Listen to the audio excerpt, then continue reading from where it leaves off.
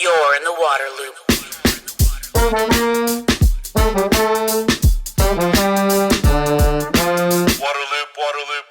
Welcome to Waterloop, the nonprofit news outlet exploring solutions for sustainability in water. I'm the host, Travis Loop. PFAS remains one of water's toughest and most urgent challenges. A class of thousands of persistent compounds still only partly understood, but deeply embedded in modern life and the environment. In this episode, Peter Grevatt, CEO of the Water Research Foundation, discusses the state of PFAS research, including how science is closing critical knowledge gaps and revealing where the next breakthroughs may come. Before starting the conversation, I want to thank this episode's sponsor, Shimadzu. If you appreciate Waterloop content, please let sponsors like Shimadzu know.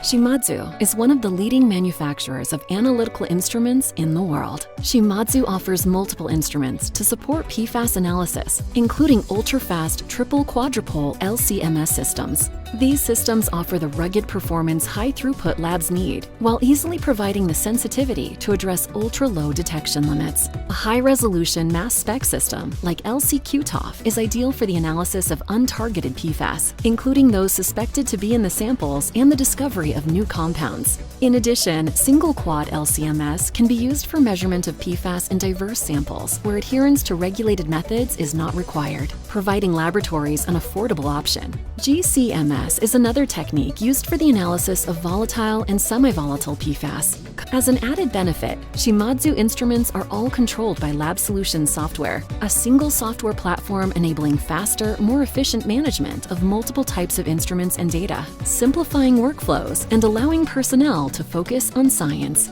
To learn more about Shimadzu's solutions for PFAS analysis, visit onelaboneearth.com.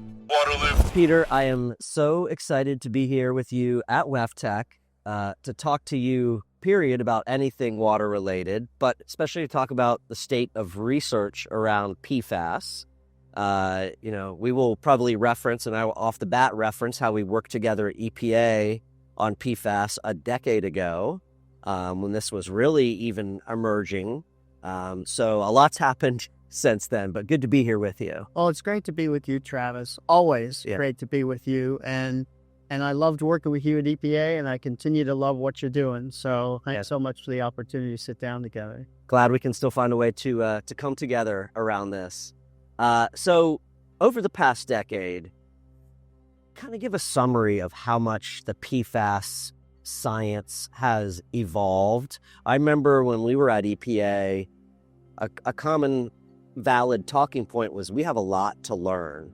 How much have we learned over the past decade? We've learned so much, Travis, and we have a lot to learn.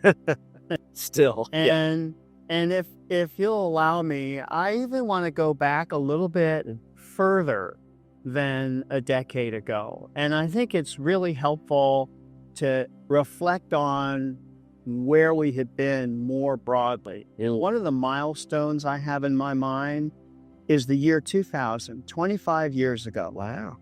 25 years ago, Carol Browner, the administrator then of EPA, entered into a voluntary agreement with the largest producer of PFAS to phase out PFAS. Okay?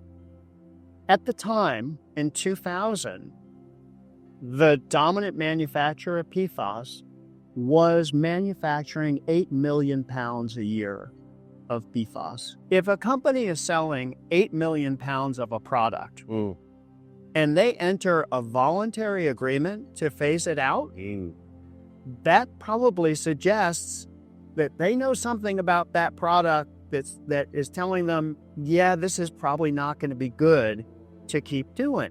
All right.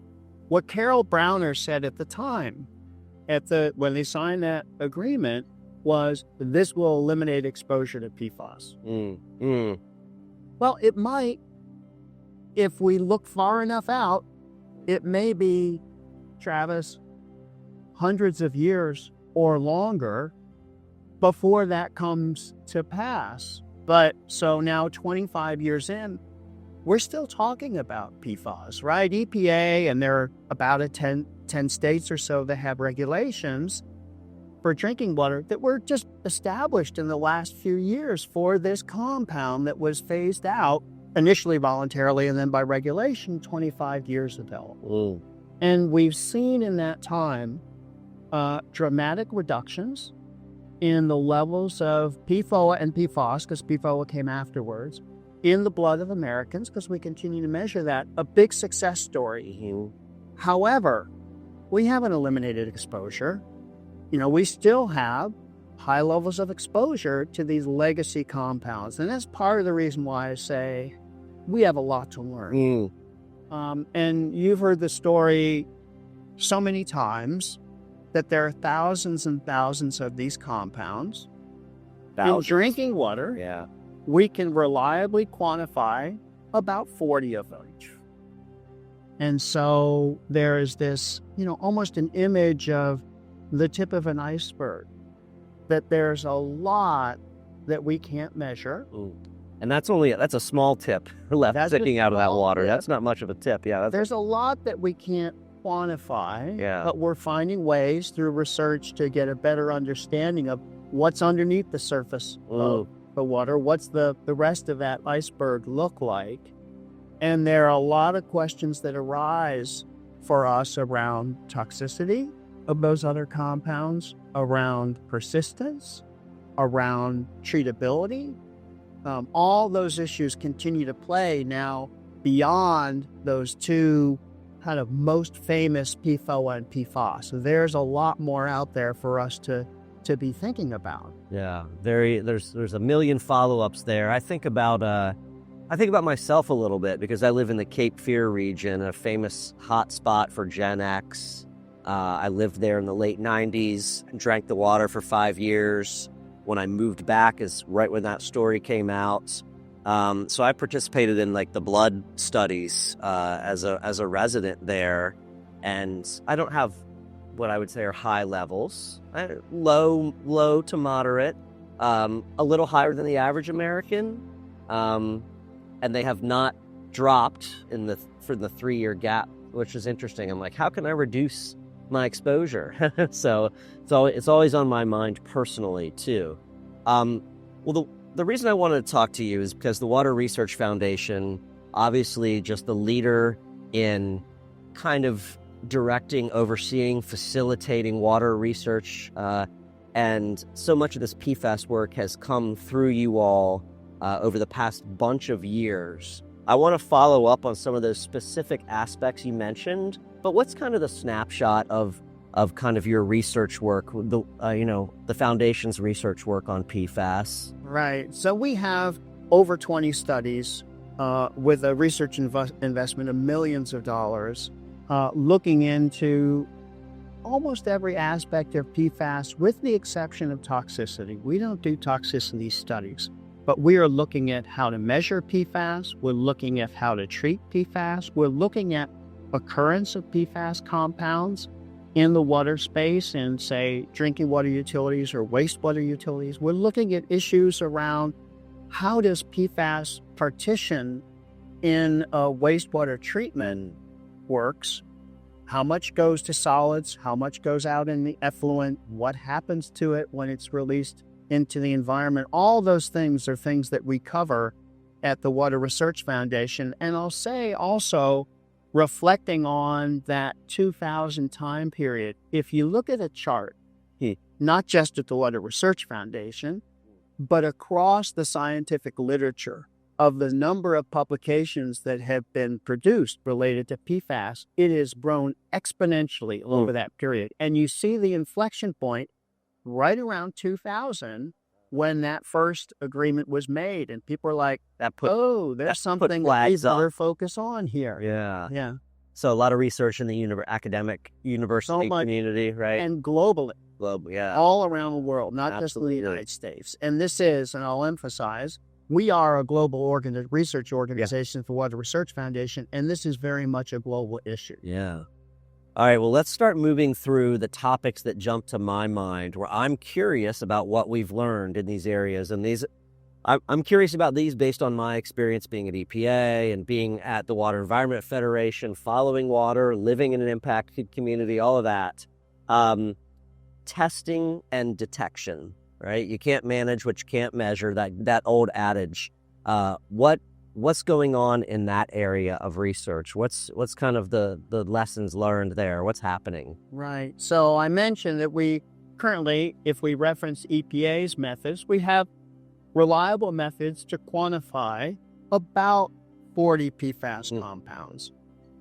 That leaves several thousand out there that we can't reliably quantify at present. And so some of the research that we and others have done are looking at, all right, if we assume that we're not going to be able to solve this question as a result of, well, we've added another compound to the list we can quantify. It's like, what other tools are there out there for us? And so we've been doing research looking at ways to quantify the total amount of PFAS that might be there without being able to answer what exactly those compounds are. And others have done that too. And you'll hear the term precursors used often.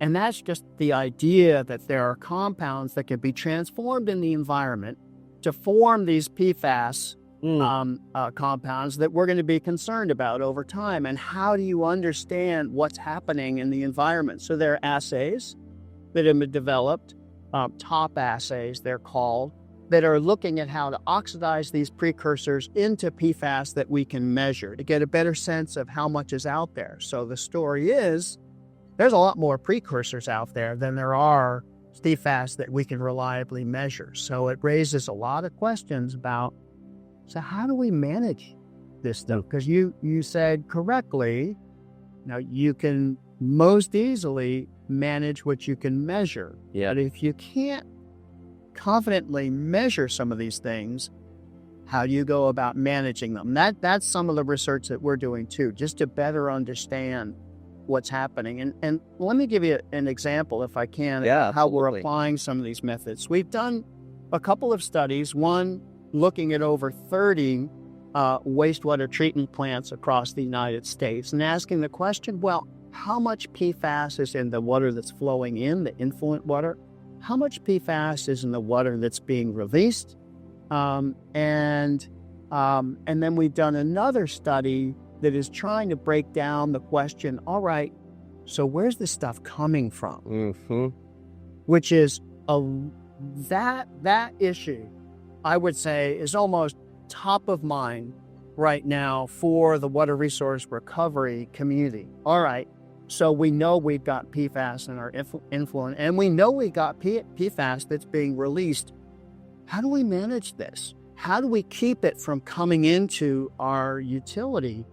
And there's knowing the source is key, right? If you want to shut off the tap, you got to figure out where that faucet is so that you can stop the flow of these things. Yeah, and we have to say, unfortunately, knowing these sources is key, because there's not an example that I'm aware of where there is a source of PFAS. And so just a high-level summary of some of the things that we found are that the sources that you and I have talked about and heard about a lot, fire training areas, military bases, industrial dischargers like what you've experienced in the Cape Fear watershed, landfills, centralized waste treating facilities. So those have, a number of them, pretty high levels of PFAS.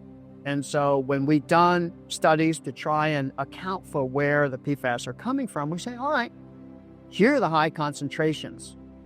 However, that's not the whole story, right? It's both concentration and volume.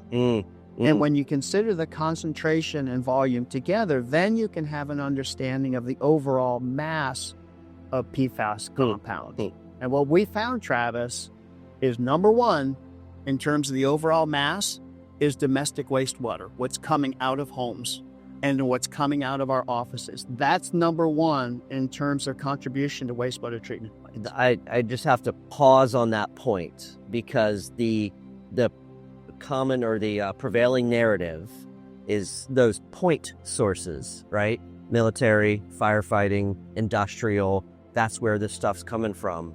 That is critical information, that it's the greatest volume is coming from people's homes. Yeah, the greatest mass. And that doesn't mean, that's not to say that point sources aren't important. Of course. Right? The point sources are really the first opportunity, and in some ways, the easiest opportunity, not that it's easy, for a water resource recovery facility to address this. All right, let's go to the centralized waste treatment facility and say, we've measured what's coming out of your facility. We have to find a way to prevent that from coming into our wastewater, our water resource recovery facility. Same with fire training areas. Yeah, so you find those places. And one of the other really interesting bits of research is looking at how you can use, you and I were just talking about AI, like a theme of WEF seems to be AI all around us. Yeah. So we got a research project that's looking at how you can use AI tools to establish a fingerprint of different sources and asking the question, are there characteristics of PFAS, of a PFAS flow coming from, say, a fire training area, or characteristics of a PFAS flow coming from a landfill that you can start to identify using AI to help utilities say, all right, I've measured what's coming in my influent. Does that tell me something about where I go to look next? So a really important area, but that doesn't solve the domestic wastewater question. And the domestic wastewater question is all about products. Well, I mean, that gets to that point about PFAS in consumer goods and household products, and that really being the prevailing source of PFAS in the environment, right? What's in the furniture that we're sitting on, or the carpet that we're walking on. We're going to go washing our hands. Oh, because they didn't realize. Oh, wait a minute. And you did bring up, there is that AI PFAS nexus. It's inevitable that tool can be applied to this problem in some way. So very interesting. I want to ask about removal of PFAS. I think, again, the common knowledge is that granular activated carbon, ion exchange, reverse osmosis, these are kind of like the holy trinity of getting PFAS out at water facilities. What research is happening in that area? What do you have to say about that? Those three? Are there other options that are emerging? What's the research on that front? Yeah, so the really good news is that we know how to pull at least some of the PFAS out of water using some of the tools that you just mentioned. And GAC, of course, ion exchange, very well established as tools. And you in the Cape Fear watershed have been a real beneficiary of that research that's established you can deal with Gen X that way, at least in terms of getting it out of the water. Yep. Doesn't destroy the Gen X, but it gets it out of the water. And, various membrane technologies as well. I think a lot of the research in that area, Travis, is like, can we tailor a matrix like a GAC-like matrix or an ion exchange matrix? Can we tailor it to address the specific set of PFAS compounds that we're most concerned about? And there's so many threads to this story that kind of weave together in terms of our understanding. So I talked about at the start of our conversation about the phase out of two of these most famous 8-carbon chain PFAS compounds.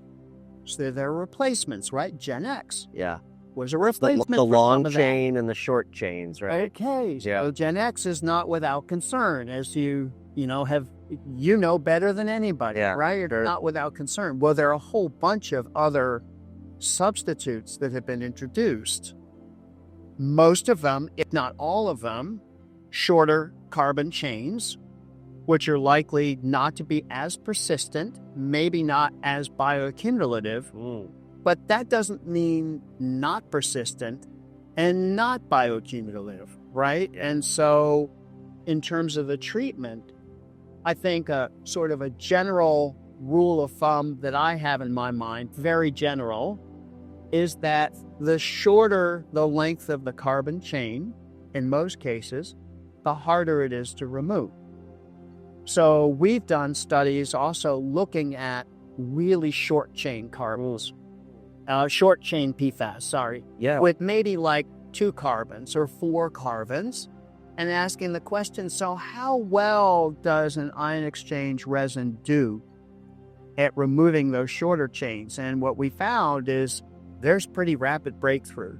It is not very easy to remove the shorter chain, and we can feel good about these are lower toxicity compounds. That's not. These are non-toxic compounds. Yeah. Okay, they're lower toxicity compounds, but kind of like that story I was telling about the mass that we see being what really matters.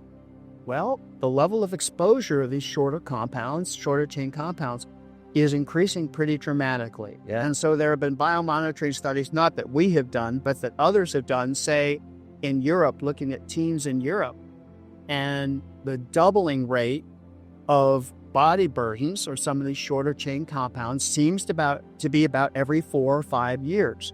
And so you see the levels going up. So it's like, okay, we can feel good about making good progress on PFOA and PFAS and some of the other longer ones. But we don't know what we don't know yet about some of these shorter chains. And there's even like the 2 carbon chains, high levels of exposure, and you can demonstrate also in biomonitoring, it's there in people's tissues. So these are continuing challenges that we're going to have to grapple with.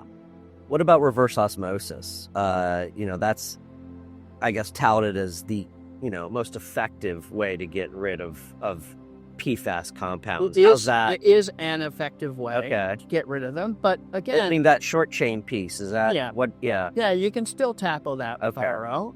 But I think the question becomes, RO is not a low-cost solution, and you've got a waste stream. And you have a brine that you have to deal with, and there are many utilities that are not going to have another reason to put an RO system on. So these are kind of involving challenges, not to make it seem overly daunting, but I think we have to try as research, have to have our eyes open and ask the question, so, what don't we know, and how can we start to make progress in identifying some of these issues? And I know that one of the things that you and I have talked about is treatment. All right.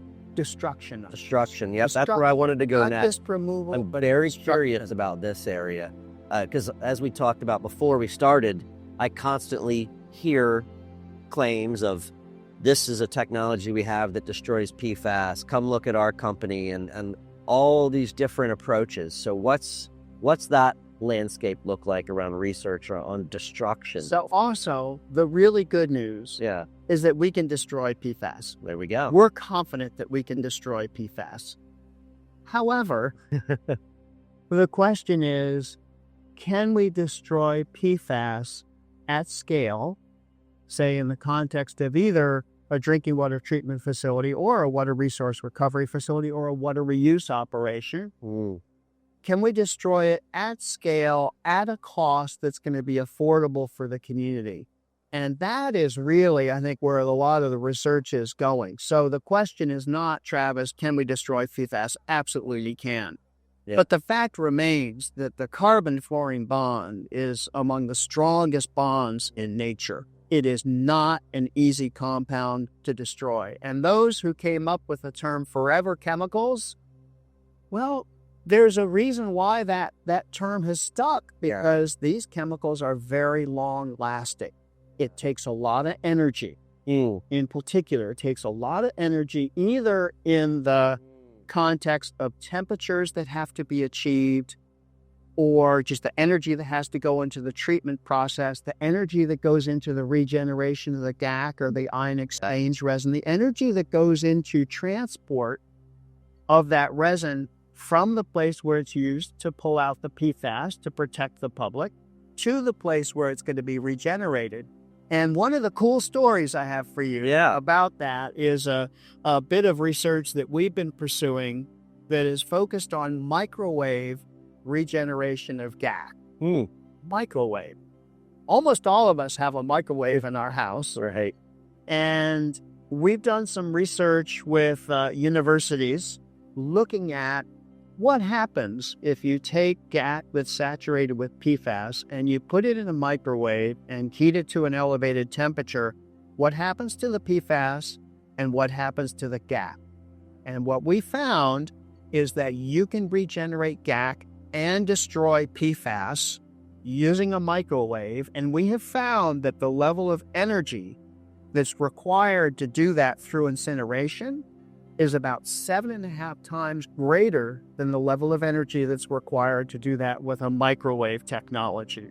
And further, we're looking at, is it possible to install a large microwave unit on site at a drinking water treatment facility so you eliminate this transport question, but actually can regenerate it right there On site. And we have found also that this has been effective in sites that have multiple different types of PFAS, and that you can go through many cycles of regeneration up to a year without damaging the gap. So this is something that to us is really exciting. We're not an organization that's going to develop a proprietary technology. Right. That's not why we're doing it. But it's asking the question, is there a way that we can, make it easier to do this on site? That is fascinating stuff. I'm going to look at that pizza button on my microwave differently now, that the pizza off. Another issue that we dealt with at EPA and has really emerged over the past couple of years is around solids, right? When those solids leave a wastewater plant, often they go to a landfill, but there's that land application use, right? That beneficial reuse that's happening all across the country, has for a long time. There's been research into, are there PFAS in those solids? Does that PFAS get into the soil? Is it taken up by crops?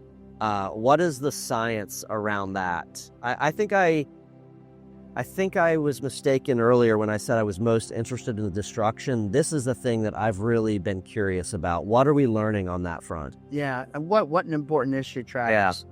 And an issue not just for the United States, but another global issue. So I was just in Germany last week working with a similar research organization to mine that's located in Germany.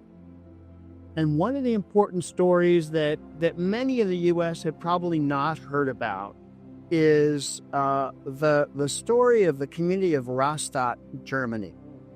Rastatt is a community where from around 2006 to 2008, there was a paper manufacturer that generated solids, and the paper manufacturer in that community offered free to farmers these solids to composted to apply to soils as a fertilizer or soil conditioner. So lo and behold, the Rastatt community found that they had highly elevated levels of PFAS in their groundwater, and it was very clear that that came from the solids from the paper manufacturer, presumably manufacturing papers with PFAS coatings, that was applied to the soil. The PFAS was released, it transported through the soil column into the groundwater and has contaminated the groundwater for that community. Like in your own experience, the community of Rastatt has put in place a GAC unit, so they are protecting their population at significant expense, right? But so I tell this story for a couple of reasons. One, it's not just solids from wastewater treatment works that we have to think about. The paper solids are also an issue we have to think about, and arguably they have much more elevated levels of PFAS than the solids from, say, a wastewater treatment plant. However, it does tell us, we know, and we've done research at the Water Research Foundation, we know that solids contain PFAS. Solids from wastewater treatment works contain PFAS. And we know that some of that PFAS, when those solids are applied to the soil, will release. And we know that some of those PFAS can mobilize through the environment and can make their way either into biota or into drinking water. And we've seen this in the state of Maine. They took an action to prevent future land application of solids. I think it's a broader question to try and understand, so what does that mean in terms of management of solids going forward? And we have put them in the microwave. Well, so possibility. But we are faced with, I think PFAS really shines a light on the idea that we're faced with some challenging decisions here. Yeah. So there can be a temptation, I think, to say, well, if there's PFAS in solids and land application can result in mobilization of that PFAS, then we shouldn't do land application anymore. Well, that's certainly one of the options. However, one has to ask the question, if not land application, then what are the alternatives that you have available to you? And we've seen, say, landfilling. Yep. There are certainly large cities in the United States that landfill a lot of their solids or most of their solids. Can we landfill all the solids in the United States? No way. We don't have the capacity, and the structure of those solids are not really amenable to just filling a landfill. They're not stable, structurally stable in the way that you need. And then you could ask the question, well, we could incinerate the solids. And there's certainly communities that incinerate their solids today. Can you incinerate all the biosolids in the United States? Not with the capacity that we have today. And what happens when you say we're going to transport all those solids from where they're generated to some other community where they'll be incinerated?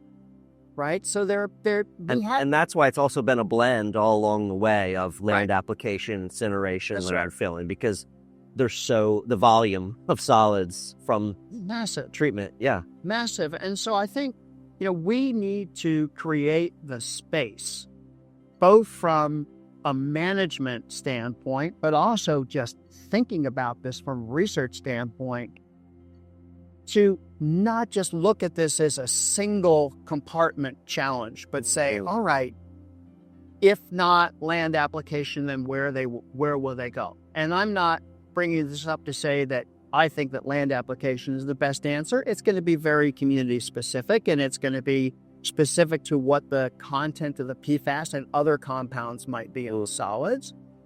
But if we think about this as just in the context of what are we going to do with the solids at this plant, without asking the question, what are the unintended consequences of the alternatives, then we're missing a big part of this story. The last thing we want to do is create a risk for somebody else and feel like, oh, we feel really better that we solved it here, but this other community is shaking.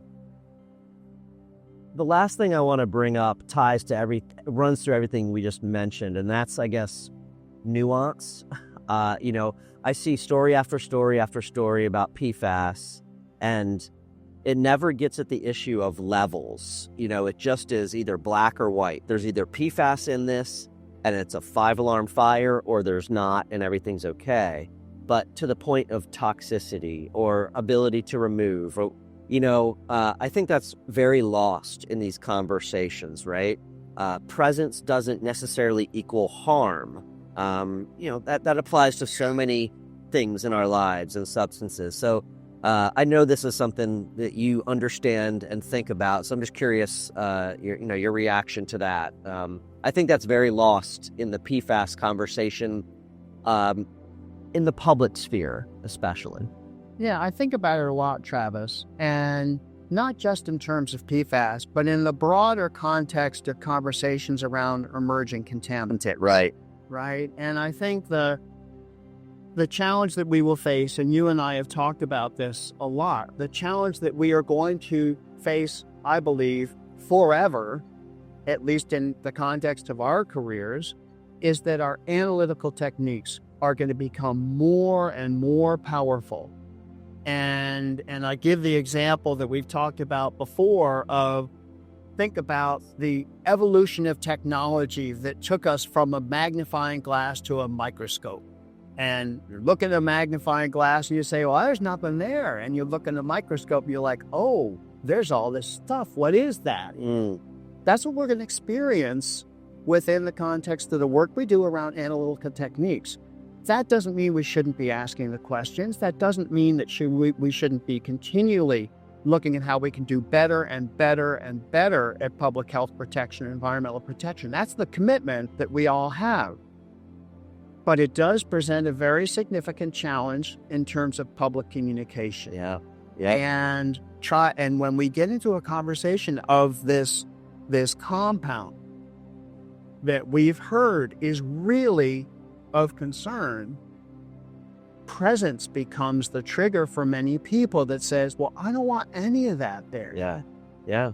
And, non-detect doesn't exist anymore for us. It's going to be a challenge. And I think sitting down with people and having that conversation about these issues is really important. And I mean, you and I, again, have talked about this. I came from, when I was at EPA, before I led the drinking water program, I led the Office of Children's Health Protection. And one of the things that we said in that office is there is no more receptive audience that you will ever have when you're talking about environmental concerns than a pregnant mom and a pregnant, a family, a mom and dad who are pregnant.